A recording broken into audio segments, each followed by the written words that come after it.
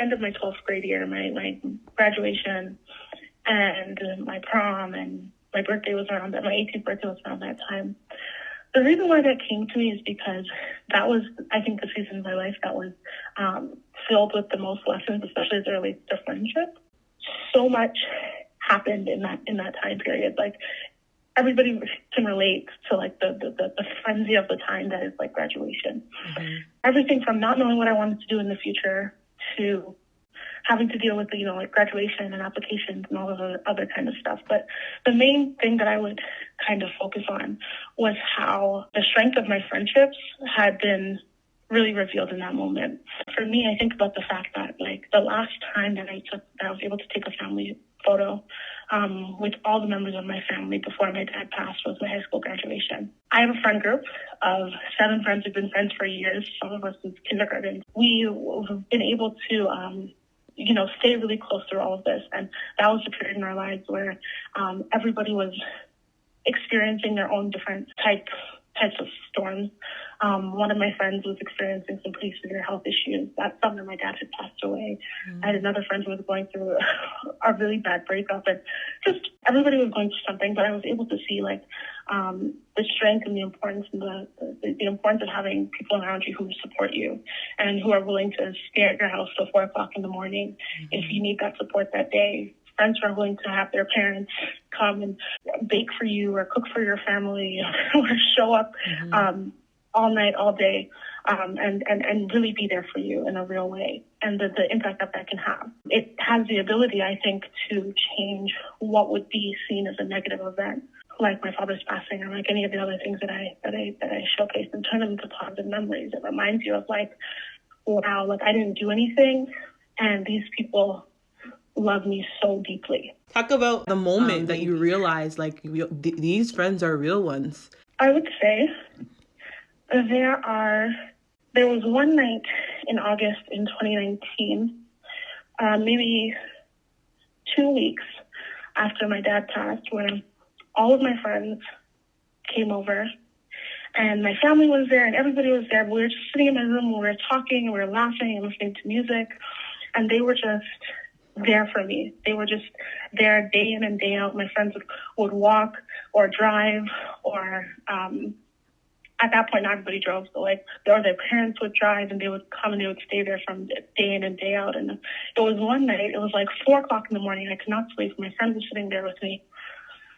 She was sitting on my bedroom floor and we were just talking about something crazy, like something random. Like we were talking about like TV or movies or something like that. And it clicked in my head. I'm like, this girl is here spending her last summer before university sitting on my bedroom floor because I need her to be here for me. And I didn't have to ask her to do that for me. And in the morning or in the night when their parents would come by and pick them up, their parents would always be there asking, bringing me treats, chocolate, patties, how Jamaican people are, they love food. Right. And I was like, wow, like these people that there's nothing connecting us. We're not family. We don't, like, except for, a few of my friends I have known since I was a really, really young kid. Our families don't know each other. I barely know their parents in some cases, but still, they were here. Their parents would be there. Their siblings would be there. And the support was just so real and so genuine, and that it lasted. It is so amazing and powerful how you can develop connections with people, how you can develop friendships that have the power to change negative situations. Not even just to change them, to help you, to really see you through them. I know that, like, for me, those experiences tell me that, like, there's no such thing as being in this world alone. There's no such thing as being here by yourself. You need people around you. Typically, I'm not the person that likes to share anything that's sad or that's bad or that's negative that's happening in my life. But it wasn't until those moments that I realized, like, wow, there are people that will be there for you and show up for you and stay there for you. And they're not judging you. They're not pitying you. They're simply there because they love you and they want you to be okay. And those people don't have to necessarily be your family members. Those people don't necessarily have to be people who've known you for 20 years. All that it really takes is mutual care and mutual concern. I think for me, I've always known friendships to be valuable. I'm not a person who loses friends very easily. I've probably lost one friend in my entire life. You're selective with your friends. Yeah, I'm a little bit selective. That's okay. And then also now that becomes an opportunity for me to return the favor in their lives also. I also learned that there's a power in vulnerability that exists when you are able to be vulnerable with your friends, when you're able to let people into your life and into your space and not be so fearful about being judged or being misunderstood. And sometimes that can have adverse effects and that can be negative, and we know that. But then also, on the flip side, when you shelter yourself from that, you also stop yourself from being able to experience the power of having people around you and having that support system. I've had friends like that in the season where my mom passed away as well, like literally coming to my house at 12 a.m. bringing big cupcakes that I did not ask for. And like, yeah, just sitting in your room and chilling and seeing if you're good, talking about random stuff that just takes your mind off of what you're really dealing with. I think you said something about vulnerability. When you yourself are willing to be open to those who you trust, it's a freeing feeling. It's a freeing feeling. Yeah. You can be free in your emotions. You can be free in how you feel and how you articulate how you feel. And I think it's powerful. Community is everything. You said you've always been like really close with your friends, but how has their support towards you helped you become a better friend? I think that for some people, for me at least, there is always a sense of a nagging insecurity that tells you okay, you care so much about this person. This person is your friend. You're really, really close to them. But maybe they don't care as much as you do. Maybe they wouldn't do what you would do.